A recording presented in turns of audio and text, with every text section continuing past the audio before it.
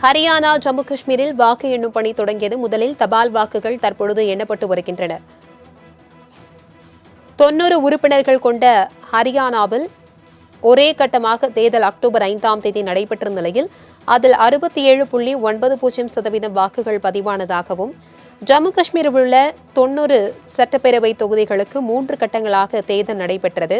September 18, 25, October 1 ஆகிய தேதிகளில் 3 கட்டங்களாக நடைபெற்ற இதில் 67.90% வாக்குகள் பதிவானதாக தேர்தல் ஆணையம் கூறியிருந்த நிலையில் தற்பொழுது ஹரியானா மற்றும் ஜம்மு காஷ்மீரின் வாக்கு எண்ணிக்கை தொடர்ந்து நடைபெற்று வருகிறது.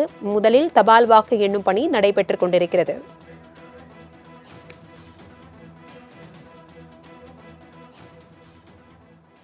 ஹரியானா மற்றும் ஜம்மு காஷ்மீரில் தற்பொழுது வாக்கு எண்ணிக்கை நடைபெற்றுக் கொண்டிருக்கிறது. இது குறித்தான கூடுதல் விவரங்களுடன் இணைகிறார் எமது செய்தியாளர் ராஜேஷ். வணக்கம் ராஜேஷ். வாக்கு எண்ணிக்கை முதலாவதாக தபால் வாக்கு எண்ணிக்கை தொடர்ந்து நடைபெற்று வருகிறது. இது குறித்தான விவரங்களை பகிர்ந்துக்கோங்க.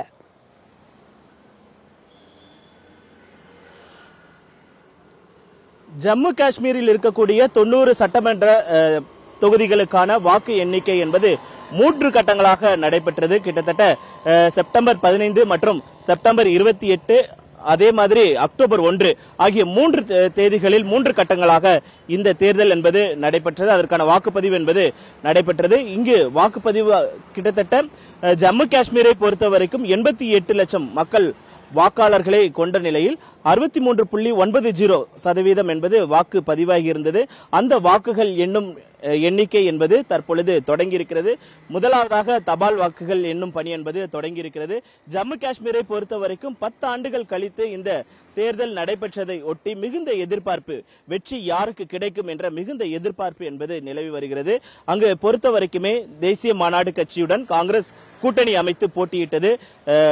தேர்தலுக்கு வாக்குப்பதிவுக்கு பிந்தைய கருத்து கணிப்புகளை பொறுத்த வரைக்குமே தேசிய மாநாடு கட்சி, காங்கிரஸ் தலைமையிலான அந்த கூட்டணி என்பது வெற்றி பெற்று ஆட்சி அமைக்கும் என்று கருத்து கணிப்புகள்லாம் வெளியாகி இருக்கிறது. மக்கள் யாரை தேர்ந்தெடுத்திருக்கிறார்கள் என்பதெல்லாம் இன்னும் சில மணி நேரங்களில் ஜம்மு காஷ்மீரில் யார் ஆட்சி அமைக்கப் போகிறார், என்ன மாதிரியான சூழல் நிலவப் போகிறது என்பதெல்லாம் இன்னும் சில மணி நேரங்களில் நமக்கு தெரிய வரும். இந்த வாக்கு எண்ணிக்கையை பொறுத்த வரைக்குமே பல்வேறு கட்டங்களாக நடைபெற இருக்கிறது.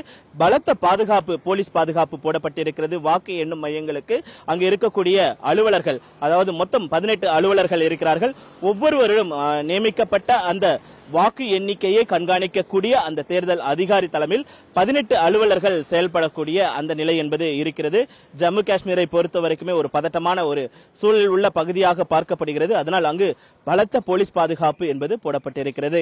அதே போல ஹரியானாவில் இருக்கக்கூடிய 90 சட்டமன்ற தொகுதிகளுக்கான தேர்தல் என்பது ஒரே கட்டமாக அக்டோபர் 5ஆம் தேதி நடைபெற்றது. இங்கு கிட்டத்தட்ட 2 கோடி லட்சம் வாக்காளர்கள் இருந்திருக்கிறார்கள்.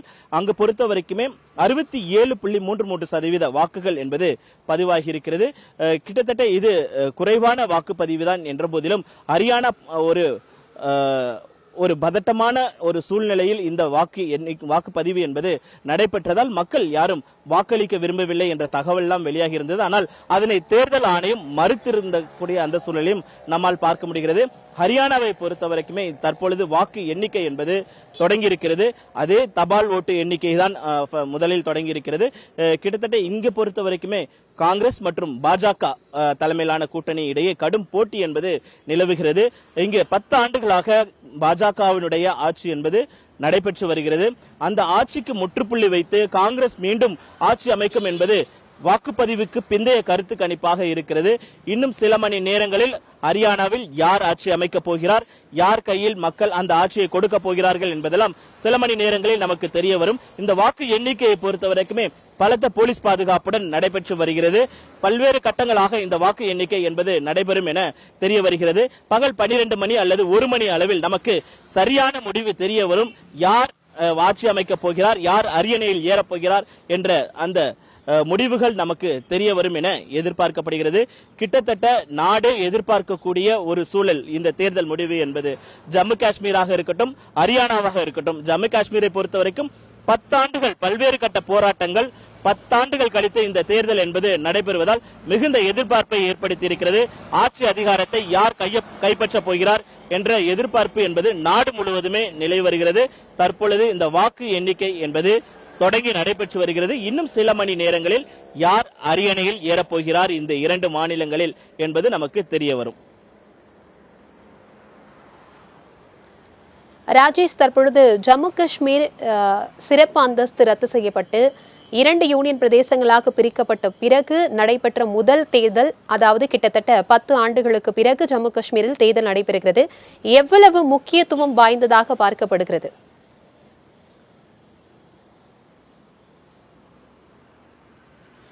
கிட்டத்தட்ட காங்கிரசினுடைய அடிப்படை கொள்கையாகவே அது பார்க்கப்பட்டது.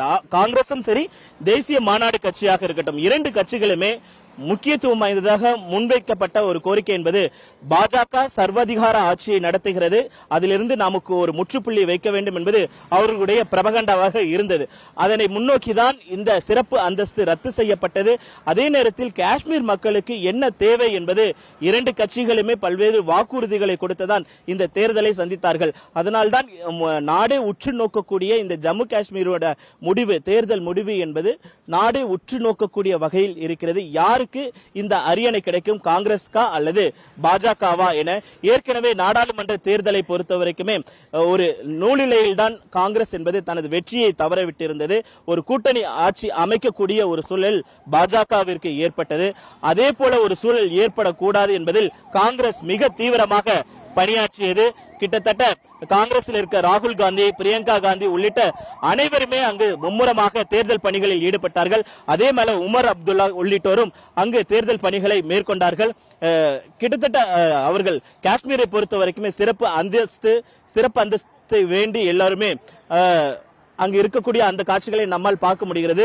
வாக்குப்பதிவு, வாக்கு எண்ணிக்கை என்பது இன்னும் சில மணி நேரங்களில் காஷ்மீரில் யார் அரியணையில் ஏறப்போகிறார் என்பது நமக்கு தெரிய வரும். ஹரியானாவை பொறுத்த வரைக்குமே அப்படிதான். கடந்த 10 ஆண்டுகளாக பல்வேறு சோதனைகளை சந்தித்ததாக காங்கிரஸ் குற்றம் சாட்டியிருந்தது. பாஜக ஆட்சிக்கு ஒரு முற்றுப்புள்ளி வைக்க வேண்டும் என்பது அவர்களுடைய கோரிக்கையாக இருந்தது.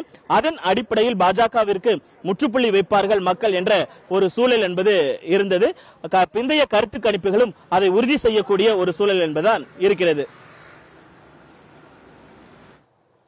தகவல்களுக்கு நன்றி ராஜேஷ்.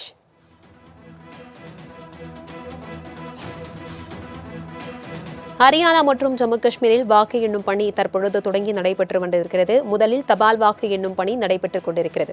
90 உறுப்பினர்கள் கொண்ட ஹரியானா சட்டப்பேரவைக்கு கடந்த 5ஆம் தேதி ஒரே கட்டமாக தேர்தல் நடைபெற்றது. அதில் 67.90% வாக்குகள் பதிவானதாக தேர்தல் ஆணையம் கூறியிருந்தது. அதேபோல 90 சட்டப்பேரவை தொகுதிகளை கொண்ட ஜம்மு காஷ்மீரில் செப்டம்பர் 18, 25, அக்டோபர் 1 என 3 கட்டங்களாக தேர்தல் நடைபெற்ற நிலையில் 67.88% வாக்குகள் பதிவானதாக தேர்தல் ஆணையம் கூறியிருந்தது. இதுகுறித்தான கூடுதல் விவரங்களுடன் இணைகிறார் எமது செய்தியாளர் நந்தினி. வணக்கம் நந்தினி, தற்பொழுது ஜம்மு மற்றும் ஹரியானாவில் வாக்கு எண்ணிக்கை தொடர்ந்து நடைபெற்றுக் கொண்டிருக்கிறது. இது குறித்தான விவரங்களை பகிர்ந்துக்கோங்க. வணக்கம் பிரபாவதி. ஹரியானா மற்றும் ஜம்மு காஷ்மீர் சட்டசபை தேர்தலுக்கான வாக்கு எண்ணிக்கை தொடங்கி தீவிரமாக நடைபெற்று வருகிறது. ஹரியானாவில் இருக்கும் 90 தொகுதிகளுக்கு கடந்த அக்டோபர் 5ஆம் தேதி ஒரே கட்டமாக சட்டசபை தேர்தல் நடைபெற்றது. பாஜக இந்த தேர்தலில் தனியாக 89 இடங்களில் போட்டியிட்டது. இந்தியா கூட்டணி சார்பாக காங்கிரஸ் 89 இடங்களில் போட்டியிட்டது. மார்க்சிஸ்ட் கம்யூனிஸ்ட் 1 இடத்தில் போட்டியிட்டது. ஆசாத் சமாஜ் கட்சி 12 இடங்களில் போட்டியிட்டது. ஆம் ஆத்மி 88 இடங்களில் போட்டியிட்டது. ஹரியானா தேர்தலில் 101 பெண்கள் மற்றும் 464 சுயேட்சை வேட்பாளர்கள் உட்பட 1031 வேட்பாளர்கள் போட்டியிட்டனர். 68% வாக்குகள் இந்த தேர்தலில் பதிவாகி இருந்தது. இதுபோக பார்த்தோம் என்றால் ஜம்மு காஷ்மீர் யூனியன் பிரதேச சட்டசபையில் மொத்தம் 90 இடங்கள் இருக்கின்றன. முதற்கட்ட தேர்தல் 24 தொகுதிகளில் கடந்த செப்டம்பர் 18ஆம் தேதி நடைபெற்றது. இந்த தேர்தலில் 61.1% வாக்குகள் பதிவாகின. 26 தொகுதிகளில் செப்டம்பர் 25ஆம் தேதி வாக்குகள் பதிவாகியது. அதன் தொடர்ச்சியாக கடந்த 1ஆம் தேதியும் தேர்தல் நடைபெற்றது. இதில் 67% வாக்குகள் பதிவாகியது. ஜம்மு காஷ்மீர் தேசிய மாநாடு, காங்கிரஸ், சிபிஎம் ஆகியவை கூட்டணி அமைத்து போட்டியிட்டன. பாஜக தனியாகவும் ஜம்மு காஷ்மீர் மக்கள் ஜனநாயக கட்சி தனியாகவும் போட்டியிட்டது.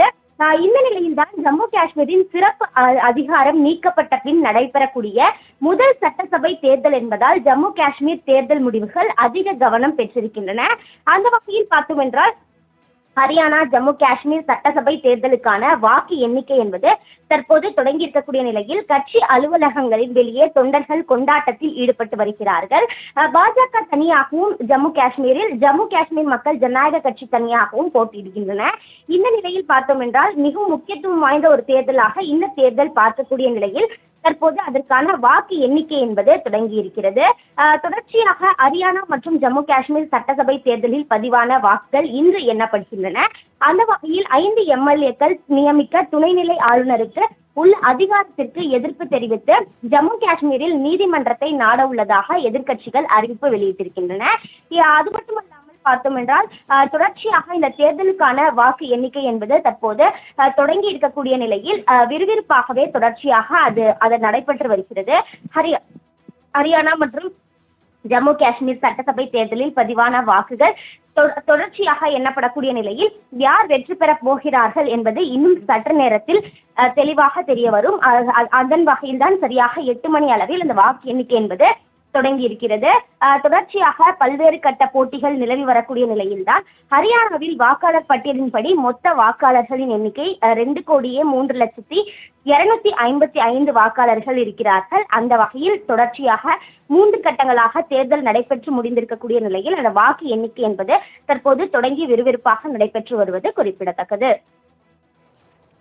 தகவல்களுக்கு நன்றி நந்தினி.